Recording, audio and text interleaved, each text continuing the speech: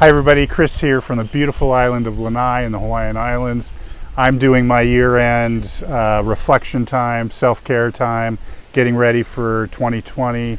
And I just wanted to take a quick break from that to talk a little bit about change. We are in the season where everybody's kind of most people are looking at change. We're talking about resolutions or goals or new intentions.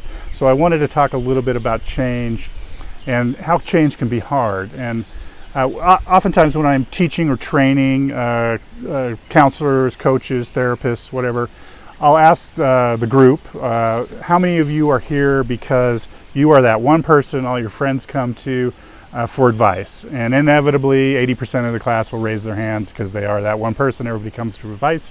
And then I'll ask them, so how many of you had a friend come to you for advice? So they were over here and you told them, well, just do that.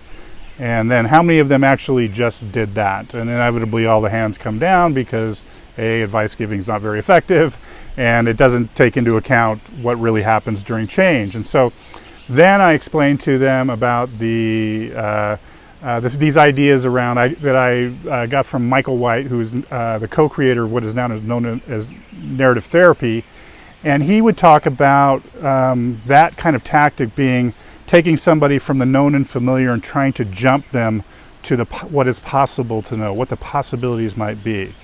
And doing that, trying to do that jump is just not really effective. What needs to happen is that people need to be scaffolded to these new considerations, these new possibilities of living. And this space in here often gets characterized, well, Lev Vygotsky, the Russian psychologist, called this space in between the zone of proximal development. It has other names like liminal space or the betwixt and between, or my favorite, like where the magic happens, right? And so what needs to happen is, rather than giving advice or trying to jump people from the known and familiar to what's possible to know, we need to scaffold people into new possibilities of change, right?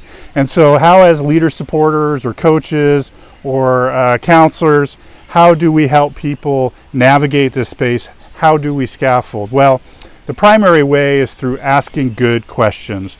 Questions that explore the understandings of change, the experience of change, what is valued in the face of change, what are the experiences of change, or just some examples. What new intentions might be kind of hidden in there in this experience of change. And then I think what really importantly, who might support you as you move through this area of change, because these change is hard to do on our own, right? So these sorts of inquiries allow us to, most importantly, start small, and then they allow us to identify assumptions and beliefs that might be getting in the way of change, or actually might be available to support change.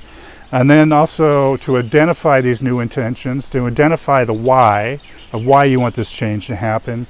And then also to turn these intentions, these goals, into something a little more relational. And what I mean by that is that in the scaffolding process, we're going to need to celebrate small victories. We need to celebrate the small wins, but we'll also need support in the inevitable setbacks when you're moving into change, right? And so needless to say, change is hard.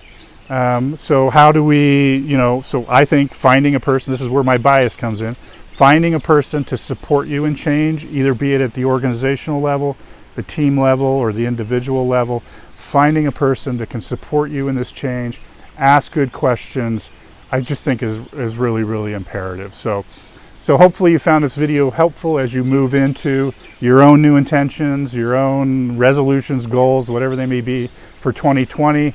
I hope the best for you. I wish you all a very successful and rich 2020. I'm going to go back to my vacation, my reflection time, and look at my own intentions as I go into 2020. So thanks for watching.